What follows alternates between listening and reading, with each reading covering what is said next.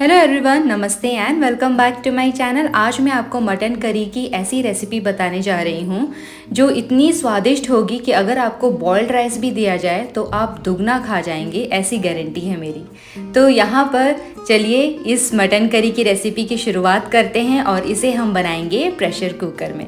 तो सबसे पहले मटन करी की रेसिपी के लिए हमें सबसे पहले तैयार कर लेने हैं कुछ मसाले।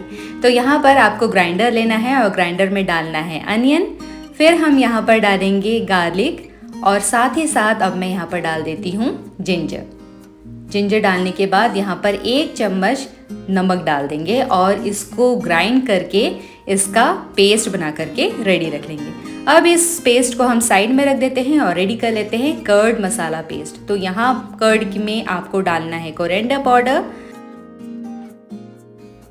गरम मसाला, कश्मीरी लाल मिर्च, हल्दी, रेड चिली पाउडर और अब यहाँ डालेंगे ब्लैक पेपर पाउडर। अब इन सारे मसालों को आपको दही में अच्छी तरह से मिक्स करके इस दही मसाला पेस्ट को अब आप साइड में रख दीजिए। अब आपको यहाँ पर लेना है प्रेशर कुकर और प्रेशर कुकर में सरसों का तेल डालकर उसे अच्छी तरह से गर्म कर लेंगे जब तक कि उसमें धुआं ना आने लगे, उतना गर्म आपको करना है। जैसे ही सरसों का तेल गर्म हो जाता है उसके बाद आप इसमें स्लाइस किया हुआ अनियन डालेंगे। ये जो आप स्लाइस अनियन देख रहे हैं ये 2 मीडियम साइज अनियन है। पहले जो पेस्ट बनाया था वो 2 मीडियम साइज के अनियन थे और ये जो स्लाइस करके डाला है ये 2 मीडियम प्याज है। तो टोटल करीबन मैंने यहाँ पर 4 मीडियम प्याज का इस्तेमाल किया है। इस प्याज को आपको हल्का गोल्डन ब्राउन होने तक भूनना है। जब इस स्टेज में आप देखें कि तेल और प्याज थोड़ा अलग दिखाई दे रहा है, इस बीच में आप सारे खड़े मसाले डाल देंगे, जैसे कि तेज पत्ता, फिर डालेंगे यहाँ स्टार एनी, जावित्री, दालचीनी, बड़ी इलायची और हरी इलायची और लास्ट में ये लौंग। अब ये जो खड़े मसाले हैं उनको आपको प्याज के ही साथ भूनना है और प्याज का कलर तब तक आपको भूनना है जब तक इसका कलर हल्का गोल्डन कलर नहीं हो जाता। इसे डीप ब्राउन बिल्कुल मत कीजिएगा क्योंकि हमें जो मटन में जो टेस्ट चाहिए वो हल्का मिठास होना चाहिए। ज़्यादा काले हो जाएंगे तो उसका जो स्वाद है वो कड़वे की तरफ चले जाएगा। तो जैसे ही आपका जो अनियन है वो इस तरह से गोल्डन हल्का ब्राउन हो जाता है, उसी बीच अब आप डालेंगे अनियन का पेस्ट जो आपने पहले बना करके रखा था। पूरा का पूरा अनियन पेस्ट इसमें डाल देते हैं और इसे अच्छी तरह से अब आपको भून लेना है फ्रेंड्स।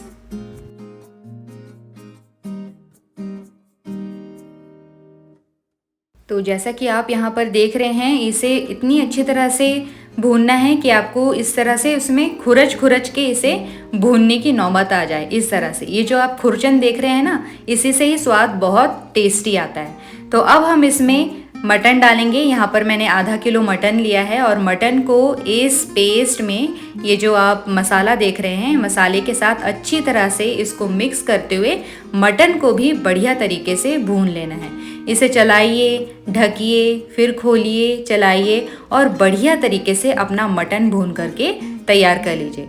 तो जब मटन भून जाएगा मसालों के साथ तो कुछ इस तरह से दिखाई देगा। मसाले और मटन अच्छी तरह से भूनने के बाद तेल भी बढ़िया तरीके से अलग दिखाई देने लगेगी और नीचे ये जो चिपका हुआ है इसे भी आप बढ़िया तरीके से खुरच के निकाल लीजिए। तो यहाँ जब मटन अच्छी तरह से भून जाए मसालों के साथ, उसके बाद आपको यहाँ पर डालना है कर्ड मसाला पेस्ट जिसे हमने घोल करके पहले ही तैयार रखा था। तो सारा का सारा कर्ड मसाला पेस्ट इसमें डाल दीजिए और मटन को इस दही पेस्ट के साथ अच्छी तरह से भून करके आपको फिर से आपको भून लेना है।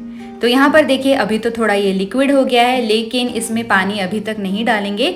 इसे वापस से हमें बढ़िया तरीके से भून लेना है। थोड़ी देर बाद आप देखेंगे कि दही मसाला भी जो है वो मटन के साथ भून करके तैयार है और आपका मटन कुछ इस तरह से बढ़िया दिखाई पड़ रहा है। इसका कलर भी बहुत अच्छा आ गया है, मसालों की खुशबू भी बहुत अच्छी आ रही है।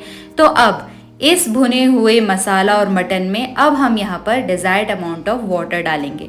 तो जब आप यहाँ पर पानी ऐड कर रहे होंगे फ्रेंड्स, मेक श्योर कि आपका जो ये मटन पीसेस है वो बढ़िया तरीके से पानी के अंदर डूब जाए, ताकि जब आप इसे ढक्कन लगाकर कुक करें, 5 से 6 सीटी लगवाएं, तो आपका जो मटन है वो जले नहीं।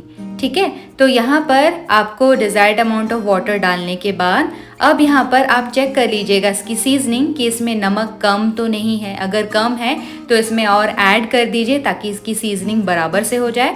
और साथ ही साथ फिर हम इसमें कोरिएंडर लीव्स डाल देंगे और ढक्कन ढक करके इसे 5 से 6 सीटी आने तक इसे पका लेंगे। जब स्टार्टिंग में 1 सीटी आने वाला होगा तब आप अपना फ्लेम हाई पे रखेंगे। जैसे ही उसमें प्रेशर डेवलप हो जाता है, 1 सीटी आ जाता है, उसके बाद आप प्रेशर को लो कर दीजिए और अपने आप इसका 5 से 6 सीटी आने का इंतज़ार कीजिए। जैसे ही सीटियाँ बज जाती है अपने आप प्रेशर रिलीज़ होने दीजिए और उसके बाद फिर आप ढक्कन खोल करके देखिएगा कि आपका बढ़िया सा मटन ग्रेवी बन करके तैयार है। सो फ्रेंड्स, उम्मीद करती हूँ कि आपको ये रेसिपी पसंद आई होगी और काफ़ी आसान लगी होगी। प्लीज़ इसे घर पे ज़रूर ट्राई कीजिए और मुझे कमेंट में ज़रूर बताइएगा। तो यहाँ जैसा कि आप देख रहे हैं, यहाँ जो करी की क्वांटिटी है वो ज़्यादा है, क्योंकि मेरे घर में लोगों को राइस के साथ ज़्यादा करी बहुत अच्छी लगती है। तो आप भी अपने मुताबिक इसमें करी का क्वांटिटी रख सकते हैं। अगर आपको ये ज़्यादा लग रही है तो फ्लेम में इसे 10 मिनट तक चढ़ाइए और ये अपने आप इसका जो करी है वो रिड्यूस हो जाएगा।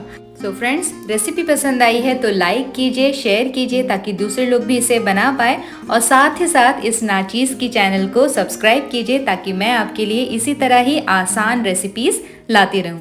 Thank you so much for watching. Bye bye.